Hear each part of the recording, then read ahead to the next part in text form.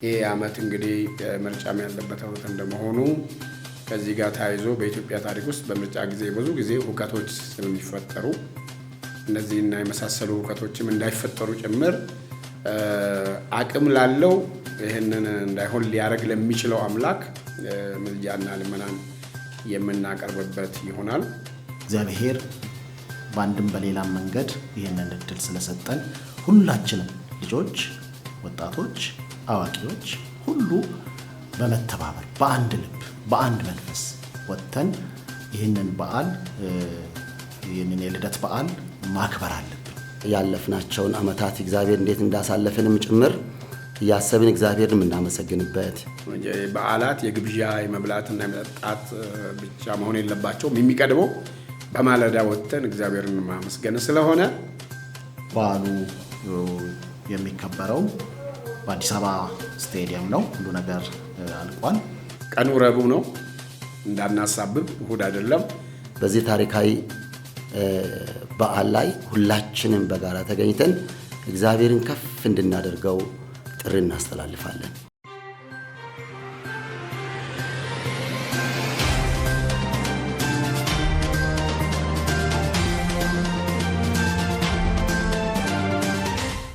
የጌታችንና የመድኃኒታችን የኢየሱስ ክርስቶስ የልደት በዓልን በአዲስ አበባ ስታዲየም ከጠዋቱ 12 ተኩል እስከ 5 ተኩል ባለው ጊዜ ውስጥ በአንድነት ወጥተን እንድናመልክ ፕሮግራም መዘጋጀቱን ለማሳወቅ ነው።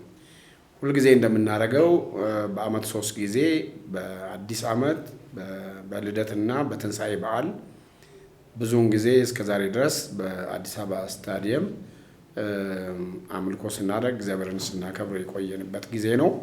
ይሄም አመት እንግዲህ ብዙ ነገሮች የሚኖሩበት አመት ስለሆነ በአንድነት የምንገናኘው የእግዚአብሔርን ቃል ለመስማት በአምልኮ እግዚአብሔርን ለማምለክ በመዝሙር እግዚአብሔርን ለማምለክና ደግሞም ስለ ሀገራችንም እንደዚሁ መጸለይ ይኖርብናል። ይሄ አመት እንግዲህ ምርጫም ያለበት አመት እንደመሆኑ ከዚህ ጋር ታይዞ በኢትዮጵያ ታሪክ ውስጥ በምርጫ ጊዜ ብዙ ጊዜ ሁከቶች ስለሚፈጠሩ እነዚህና የመሳሰሉ ሁከቶችም እንዳይፈጠሩ ጭምር አቅም ላለው ይሄንን እንዳይሆን ሊያረግ ለሚችለው አምላክ ምልጃና ልመናን የምናቀርብበት ይሆናል። እንግዲህ የልደት በዓልን እኛ ለምንድን ነው የምናከብረው የሚል ጥያቄ የሚነሳ ከሆነ እኛ አይደለንም የጀመርነው። መጀመሪያ ጌታችን ኢየሱስ ክርስቶስ በቤተልሔም ይሁዳ ሲወለድ ሰብአ ሰገሎች ሶስቱ ጠቢባን ብለን የምንጠራቸው ንጉሱ የአይሁድ ንጉስ የሚወለድበትን ጊዜ ከ2 ዓመት በፊት አውቀዋል። እነሱ አውቀው እንግዲህ ከሩቅ ነው የመጡት። 2 ዓመት ሙሉ ተጉዘው ሊሆን ይችላል ወይ አይችልም አይታወቅም። እነዛ ሰዎች ያው እኛ ደስ ስለሚለን ኢትዮጵያኖች የኛ ናቸው እንላለን፣ የመኖችም የኛ ናቸው ይላሉ። ግን መጽሐፉ ከምስራቅ ነው የሚለው። ከኢየሩሳሌም በምስራቅ በኩል ወደ ኢየሩሳሌም መጥተው የተወለደው የአይሁድ ንጉስ ወዴት ነው? ኮከቡን አይተን ነው ንጉስ እንደሚወለድ ታውቆን ነው የመጣ ነው ሲሉ ሄሮድስ ሰማና ደነገጠ። ኢየሩሳሌም አበራው ደነገጠች ይላል። ለማንኛውም እሱን ዝርዝር አሁን ምናልባት ከዚህኛው ጋር ማያያዝ ላይኖርብኝ ይችላል። ግን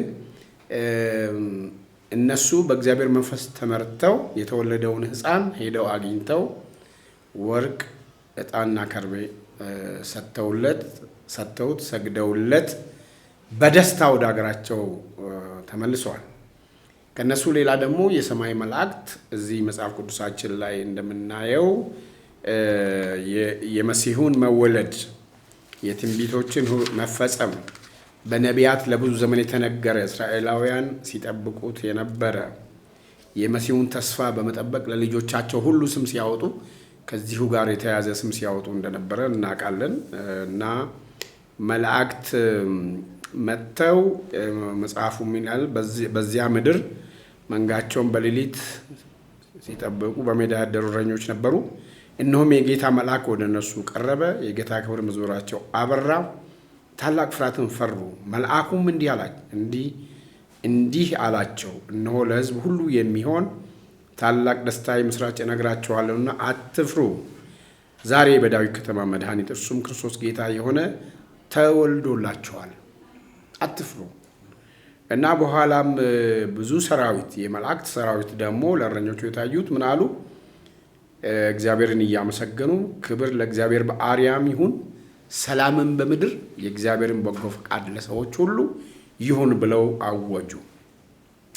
በሰብአ ሰገሎች የታወቀው በመላእክት የታወጀው እረኞቹም እንደተነገራቸው ሄደው አዩ ሕፃኑን ይላል። ምናልባት ከበዓሉ ወደ ስታዲየም ከመጥራታችን በኋላ ለብቻ ይሄን ጉዳይ የምንናገር ከሆነ ለምንድን ነው የምናከብረው? የጌታችን የኢየሱስ ክርስቶስ ልደት ምን መንፈሳዊ ፋይዳ አለው? ምን ማህበራዊ ጠቀሜታ አለው? የሚለውን ምናይ ከሆነ እንደምታውቁት በመላው ዓለም ያሉ ክርስቲያኖች በሁለት ካላንደር የጎርጎሪያን እና ጁሊያን ካላንደር ፈረንጆቹ ዲሴምበር 25 አክብረዋል ኦልሬዲ። እኛ ጃንዋሪ በእነሱ ጃንዋሪ 7 ነው፣ በእኛ ደግሞ ታህሳስ 29 እናከብራለን። ሁሉም የክርስቲያን ሴክት ወይም ግሩፕ ካቶሊክ፣ ኦርቶዶክስ፣ ኢቫንጀሊካልስ ሁሉም ይሄ ልደት ያከብራሉ። ለፈረንጆቹ የአዲስ ዓመትም ዋዜማ ነው።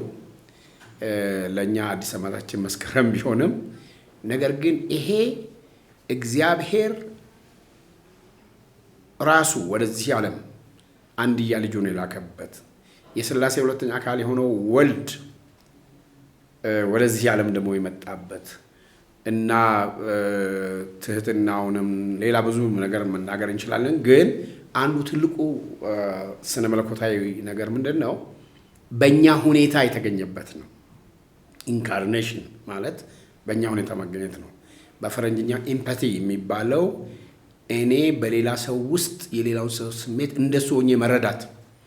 እግዚአብሔር እኛን የፈጠረ አምላክ በመሆኑ እኛን ያቀናል፣ ይረዳናል። ግን ደግሞ ክርስቶስ ፍጹም ሰውም እና አምላክነቱ ሳይቀነስ ሳይጎድል ክብሩም ተሸፈነ እንጂ ክብሩንም ሳያጣ ወደዚህ ምድር ሲመጣ ውስንነትን የማይወሰነው አምላክ በራሱ ላይ ሲቀበል ሰማይና ምድርም ክብሩን ሊሸከም የማይችለው አምላክ በአንድ ማህፀን ሲያድር ወደ ወገኖቹ መጣ። የገዛ ወገኖቹም አልተቀበሉትም። በእኛ መካከል ሊኖር መጣ። የሚገርመው ዋና ከተማ ኢየሩሳሌም አልተወለደም። በቤተልሔም ይሁዳ የዳዊት ከተማ በሆነችው ሲወለድም ደግሞ እንደዚሁ ምን ሆነ ሲባል ቦታ አልተገኘለትም። እንግዲህ ጁልየስ ቄሳር ጣሊያናዊ ነው፣ አህዛብ ነው፣ ትንቢቶቹን አያቅም። ጁልየስ ቄሳር ምን እንዳነሳሳው ሳይታወቅ ሰው ሁሉ አገሩ ሄዶ ይጻፍ ብሎ አወጀ። ከገሊላ ክርስቶስ አሁን እውነቱን ከሆነ ገሊላ ነበር መወለድ የነበረበት። ከገሊላ ዮሴፍና ማርያም ከገሊላ ተነስተው ወደ የደቡብ እስራኤል ሲመጡ ትንቢቱ እንዲፈጸም ሚክያስ 5:2 ላይ ከይሁዳ ከተሞች አታንሽም ንጉሥ ይወለዳል ካንቺ የተባለው እንዲፈጸም ክርስቶስ ወደ እንግዲህ እነ ዮሴፍ ማርያም ከይሁዳ ናቸውና ወደዛ መጥቶ በይሁዳ ቤተልሔም ተወለደ። መወለዱን መላእክት አበሰሩ፣ እረኞች አወቁ፣ ሰብአ ሰገል አወቁ። መወለዱ ለብዙዎች ደስታ፣ ለአንድ ሰው ግን ድንጋጤ ሆኗል። ስለዚህ የክርስቶስ መወለድ የዓለምን ታሪክ ዓመተ ምሕረት የሚል ያመጣ ነው። ዓመተ ፍዳ አልፎ ዓመተ ምሕረት ካላንደራችን እንኳን የተለወጠበት ሁኔታ ነው። ምንም እንኳን እሱን ለመለወጥ የሚፈልጉ ሰዎች ቢኖሩም ዓመተ ምሕረት ነው። እግዚአብሔር ምድርን የጎበኘበት፣ ወደኛ የመጣበት፣ ከኛ እንዳንዱ የሆነበት፣ ውስንነትን እኛን ለማዳን ክርስቶስ በራሱ ላይ የቀበለበትና እንግዲህ በፊልጵስዩስ ምዕራፍ 2 ያለውን መተንተን አሁን እዚህ አስፈላጊ ላይሆን ይችላል። ግን በአጭሩ የምናከብርበት ምክንያት የእግዚአብሔር በጎ ፈቃድ ለሰዎች ስለሆነ፣ ሰላም ስለታወጀ፣ ክርስቶስ ወደ እኛ የመጣው እኛን በኃጢአት ምክንያት ከአምላክ የተለየንን ሊያስታርቀን ስለሆነ የክርስቶስ ልደት በደስታ የምናከብረው ነው። እግዚአብሔር አንድያ ልጁን የሰጠን ስለሆነ እኛ ደግሞ በልደት እንደሚታወቀው በነጮቹ ዓለም በተለይ ስጦታ ሰዎች የሚከፋፈሉበት ጊዜ ነው። ለተቸገሩ፣ ለተገፉ፣ በችግር ውስጥ ላሉ እንደነሱ ሆነን ደግሞ አብረን እኛም በስሜታቸውም ብቻ ሳይሆን በሚያስፈልጋቸውም እንድንጋራ ያስፈልጋል። ለማንኛውም ይሄ እግዚአብሔርን ካመለክን በኋላ ስንመለስ የምናደርገው ነው። በዓላት የግብዣ የመብላትና የመጠጣት ብቻ መሆን የለባቸውም። የሚቀድመው በማለዳ ወጥተን እግዚአብሔርን ማመስገን ስለሆነ ቀኑ ረቡዕ ነው፣ እንዳናሳብብ፣ እሁድ አይደለም። ቀኑ ረቡዕ ነው 29 ታኅሳስ 29 ከጠዋቱ 12 ሰዓት ተኩል ጀምረን በአራቱም አቅጣጫ በሸገርም ያሉ ክርስቲያኖችና አብያተ ክርስቲያናት አዲስ አበባ ብቻ ሳይሆን በሸገርም ያሉት ሊመጡ ይችላሉ። መተን በአንድነት አምልከን ጥሩ ፕሮግራም አድርገን ከዛ ወደ የቤቶቻችን ደግሞ በሰላም እንመለሳለን። በዓሉን በማዘጋጀት አስፈላጊውን ሕጋዊ ፈቃድና የቦታውንም እንደዚሁ በማድረግ ሲሳተፉ የነበሩት የኛ አሁን የአዲስ አበባ ክልል ስላለን ዋናው ጽሕፈት ቤት ድሮ አዲስ አበባን ዋና ጽሕፈት ቤት ስር አድርጎ ነበር የሚሰራው። የኢትዮጵያ ወንጌላውያን ቤተክርስቲያናት ኅብረት የአዲስ አበባ ክልል ስላለ የክልሉ መሪዎች ደግሞ የሚሉንን እንሰማለን ማለት ነው።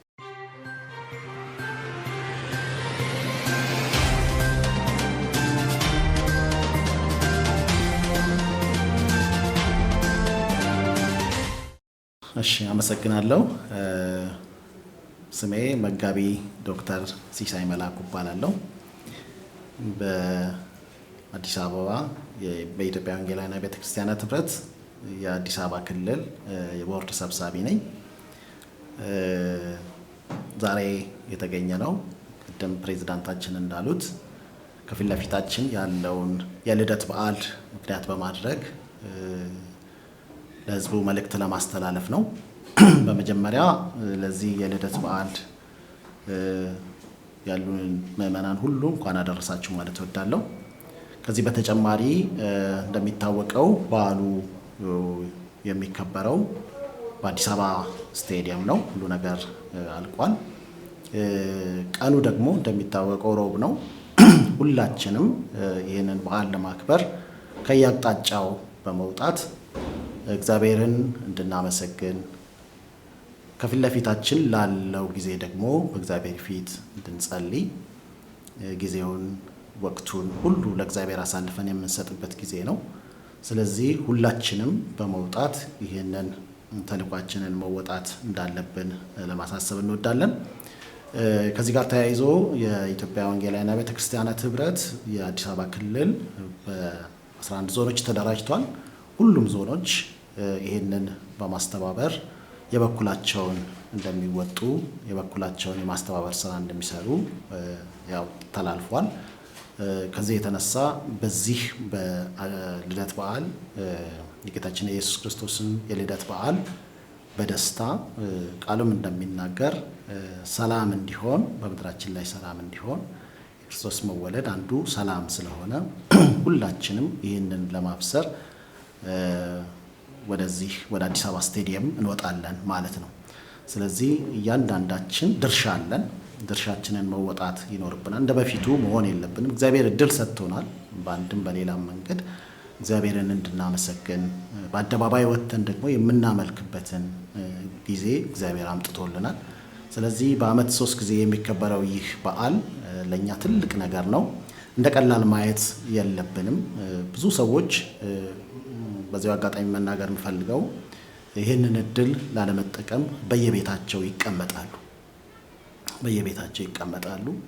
ደስታቸው ምናልባት ምግብ በመብላት የጋራ ህብረት በማድረግ ብቻ የሚወሰኑ ሰዎች አሉ። እኛ ግን ከሱ ያለፈ ነገር መስራት አለብን ብለን እናምናለን። መሆን አለበት ብለን እናምናለን።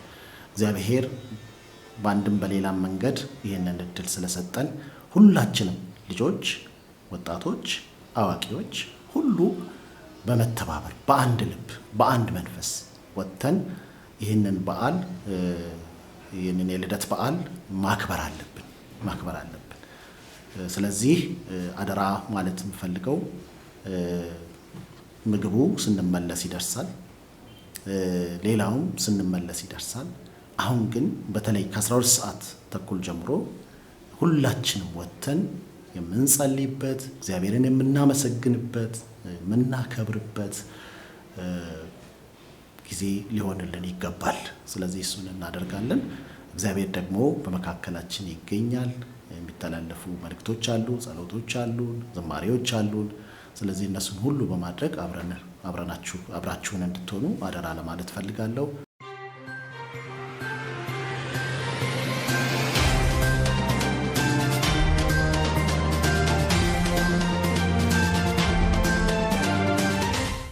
ፓስተር ሙላቱ ኤርሚያስ እባላለሁ። በኢትዮጵያ ወንጌላውያን አብያተ ክርስቲያናት ህብረት የአዲስ አበባው ክልል ዋና ጸሐፊ። አሁን ፕሬዝዳንታችን ፓስተር ጻዲቁ እንደገለጹት እንደገናም ደግሞ የአዲስ አበባው ክልል ሰብሳቢም እንዳሉት ይሄ የጌታችን የኢየሱስ ክርስቶስ የልደት በዓል ከመቼውም ጊዜ በተለየ ሁኔታ እግዚአብሔርን የምናመሰግንበት ብዙ ምክንያቶች አሉን። የኢትዮጵያ ወንጌላውያን አብያተ ክርስቲያናት ህብረት ረጅም ዓመታትን የተጓዘ በብዙ ፈተና ያለፈ ህብረት ነው። 50ኛ ዓመቱን እያከበረ ያለ ህብረት ነው። በዚህ ታሪካዊ ወቅት ላይ የምናከብር በዓል እንደመሆኑ ያለፍናቸውን ዓመታት እግዚአብሔር እንዴት እንዳሳለፈንም ጭምር እያሰብን እግዚአብሔርን የምናመሰግንበት እንደገናም ደግሞ ለቀጣይ 50 ዓመታት ደግሞ እንዴት መጓዝ እንዳለብንም ህብረት አድርገን አብረን ደግሞ የምንቀጥልበት ሁኔታ ደግሞ በእግዚአብሔር ቃል የምንመክርበትም ጭምር ስለሆነ እግዚአብሔር የምናመልክበት ስለሆነ በዚህ ታሪካዊ በዓል ላይ ሁላችንም በጋራ ተገኝተን እግዚአብሔርን ከፍ እንድናደርገው ጥሪ እናስተላልፋለን። በአዲስ አበባና በአዲስ አበባ ዙሪያ ያላችሁ ቅዱሳን ቅድም እንደተገለጸው በቶሎ ተሰብስበን በጋራ እግዚአብሔርን አመስግነን ማንኛውንም ከቤተሰቦችን መጠየቅ ቢሆን የበዓል ህብረቶችን የምናደርግበት ጊዜ ይኖረናል። በጊዜ እንመለሳለን። መቅደም ለሚገባው ለእግዚአብሔር መንግስት ጉዳይ ቅድሚያ እንድንሰጥ ጥሪ እናስተላልፋለን። እግዚአብሔር ደግሞ መልካም ያደርግልናል። ይሄ ቀን ለኛ ምቹ እግዚአብሔርን የምናመልክበትን እድል እግዚአብሔር ሰጥቶናል። በዚህ ተገኝተን በጣም የምንወዳቸው አገልጋዮችም የሚያገለግሉን ፕሮግራም ነው። ከዛም አልፎ ተርፎ ደግሞ እግዚአብሔር በልዩነት ይሰራል። ቅድም እንደተባለው በስቴዲየም የተለመዱ መስከረም 1ን የጌታችን የኢየሱስ ክርስቶስ ልደት በዓልን እንደገናም ደግሞ የጌታችን ትንሣኤንም ሁልጊዜ እናከብራለን። እንደተለመደው እነዚህም ፕሮግራሞች በልባችን ይዘን ሁልጊዜ በነቂስ ወጥተን እግዚአብሔርን ከፍ የምናደርግበት እንዲሆን ጥሪ እናስተላልፋለን። እግዚአብሔር በዚህ ቀን ይሰራል። ነፍሳትንም ጭምር ጋብዛችሁ ወደ ጌታ መምጣት ያለባቸውን ሁሉ እየጠራችሁ እንድትመጡ ህብረት እንድናደርግ አስፈላጊ ስለሆነ ይሄ ቀን ጌታችን ኢየሱስ ክርስቶስ ወደዚህ ምድር ሲመጣ ክብር ለእግዚአብሔር በአርያም የተባለበት ነው። እንደገናም ደግሞ ሰላም ለምድር የታወጀበት ስለሆነ ሰላምንም ለምድራችን የምናወጅበት ቀን ስለሆነ በዚህ መተን ህብረት እንድናደርግ ይሁን። ሰላምን በተመለከተ ጥበቃን በተመለከተ የአዲስ አበባ ፖሊስ የፌደራል ፖሊስ በቂ ዝግጅት ያደረገበት ስለሆነ በነጻነት ከዛም በላይ ደግሞ እኛ በእግዚአብሔር ጥበቃም የምናምነን አገራችን ደግሞ በጣም ጠንካራ ከሆነችባቸው ብዙ ነገሮች መካከል አንዱ ሴኩሪቲው ጠንካራ ነውና በነጻነት ህብረት የምናደርግበት ቀን ስለሆነ ሁላችንም መተን በእግዚአብሔር ፊት እንድናመልክ እግዚአብሔር እንድናመሰግን ስለዚህ እግዚአብሔር ስለሰጠን ስለዚህ ልዩ ስጦታ እግዚአብሔር የምናመሰግንበት እግዚአብሔር ዓለምን የታረቀበት እግዚአብሔር ኃጢአትን ይቅር ያለበት ልጁን ኢየሱስ ክርስቶስን ለኛ የሰጠበት ወሳኝ ከዚህ በላይ እግዚአብሔር የምናከብርበት ምንም ነገር አይኖርም። ልጁን ኢየሱስ ክርስቶስን ያገኘንበት እኛም ደግሞ ከድቅድቅ ጨለማ ወደሚደነቅ ብርሃን የመጣንበት ታሪካዊ ቀን ነው። በዚህ ቀን ሁላችን ህብረት አድርገን እግዚአብሔርን ስለዚህ ቀን እንድናመሰግን ይሁን። እግዚአብሔር ይባርካችሁ። እግዚአብሔር አገራችን ኢትዮጵያን በሰላም ይባርክ። አመሰግናለሁ።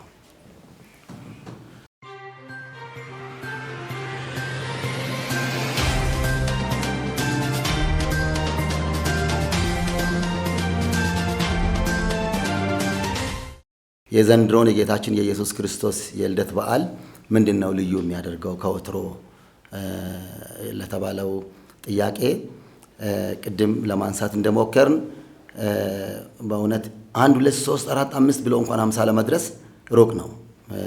ኖረን እዚህ ደርሰናል። 50ኛ ዓመታችንን እያከበርን ነው። ባለፈው መስከረም 1 ላይ መስቀል አደባባይ ላይ አክብረናል። ዓመቱን ሙሉ ነው የምናከብረው። በክልሎችም እየተከበረ ነው። ይህን ደግሞ ልዩ የሚያደርገው አንዱ ይሄ ሆኖ ሳለ ሌላው ደግሞ ጌታ በደጅ ነው። ኢየሱስ ክርስቶስ ይመጣል። የእኛ ተስፋችን ኢየሱስ ስለሆነ ምን ጠብቀው ስለሆነ እና የእሱን ምጽአት የሚያፋጥን ስራ ከመስራት አንጻር በተለየ ሁኔታ በ11ዱም ክፍለ ከተሞቻችን ከወትሮ በተለየ ሁኔታ የወንጌል ስርጭት ይደረጋል። ሁላችንም በወንጌል ስርጭቱም እንድንሳተፍ በተለያየ አቅጣጫ ስምሪት ተሰጥቷል። ጤናማ የሆነ አሁን ከወትሮ የተለየ የሚያደርገው ፓስተሮችና የወንጌል አገልጋዮች ናቸው ወጥተው የወንጌል ስርጭትም የሚያደርጉትና በዚህ ሁላችንም ተሳታፊ ሆነን ህብረት የምናደርግበት ከመቼውም በላይ በተለየ ሁኔታ መልካም ንቅናቄ ፈጥረን እግዚአብሔር በዚህ ምድር ላይ ያለውን ዓላማ ግቡን እንዲመታ የማድረግ የበኩላችን ድርሻ የምንወጣበት በጣም ወሳኝና ታሪካዊ ጊዜ ላይ ስለምንገኝ ቀጣይ 50 ዓመታት ለመጓዝም ጭምር ልዩ ህብረት የምናደርግበትና ራሳችንን ምንድነው ድክመታችን ምንድነው ጠንካራ ጎናችንስ የሚለውን ገምግመን ወደፊት ለመጓዝ እንዴት እየሄድን ነው የሚለውን ነገር ለማየት በልዩነት ህብረቶችን እያደረግን ነው። አሁንም ጠንካራ የሆነ ጉዞ የምናደርግበትን የእግዚአብሔርን ስራ የምንሰራበት አጋጣሚ ስለሆነ ይሄ ከወትሮ ትንሽ ለየት ያለ ያደርጋል። እሺ፣ አንዳንዱ ጥያቄ ተመልሷል። በዋናነት የሚገኘው ራሱ ክርስቶስ ነው፣ መንፈስ ቅዱስ ነው። ያው ጴንጤ መንፈስ ቅዱስ ያገለግለናል ይላል እና የእግዚአብሔር መንፈስ በሰዎች መካከል እንደሚሰራ በሰዎች ውስጥ አልፎ እንደሚሰራ እናውቃለን። እኛ ሁል ጊዜ እንደዚህ አይነት ፕሮግራም በምናዘጋጅበት ጊዜ የምንጠራቸው አገልጋዮች በስነ መለኮት ይሁን በግል ህይወታቸው በሞራል ህይወታቸውም ይሁን በቅድስና ህይወታቸው ማለት ነው በሌላውም በህዝቡም ዘንድ ምስክርነት ያላቸው ይሆናሉ። ስለዚህ ጊዜው ሲቃረብ ፖስት ሊላክላችሁ ስለሚችል ዘማሪዎችም የቃሉንም ደግሞ የሚያገለግሉ እንደዛው ስለሆነ ቀድሞ ነገሌ ናቸው ማለቱ አስፈላጊ አይመስለኝም። ግን ያው ሁል ጊዜ ህብረቱ ተጠንቅቆ ነው የሚያደርገው እንዲህ አይነት ነገር ሲያደርግ ማለት ነው። ሌላው ቅድም እንግዲህ በዓል ስናከብር ብቻ ሳይሆን ምን ጊዜም እኛ ያው ከድሆች ጋር መቆም አለብን። ክርስቶስም እንግዲህ በበረት ነው የተወለደው። እረኞች ናቸው መጀመሪያ ያዩት ሄደው እርሱም ያደገበት ህይወት ፊዚካሊ በጣም ያው ስለዚህ ወደ ጎን ለተገፉት ነው እና በልደቱ ድሃ ሀብታም ምናምን የሚለውን የሚያጠፋ አይነት ነው። በዓለም ላይም በብዙ ጊዜ በክርስቶስ ልደት በዓል ጊዜ ክርስቲያኖች በአንድነት እሱን የሚያመልኩበት ነው እና እኛ እዚህ ያለንበት ወረዳ ላይ ሁልጊዜ በዓላት በተለይ በዓመት 3 በትልልቆች በዓላት ከወረዳው ጋር ተመካክለን የምናደርገው አለ።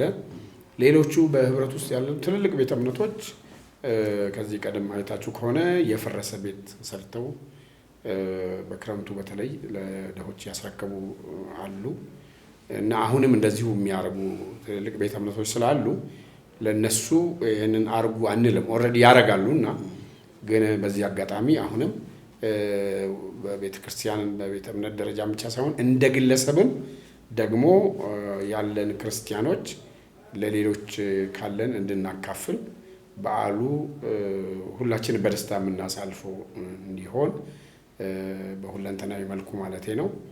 በዚህ አጋጣሚ አደራ እላለሁ ነው።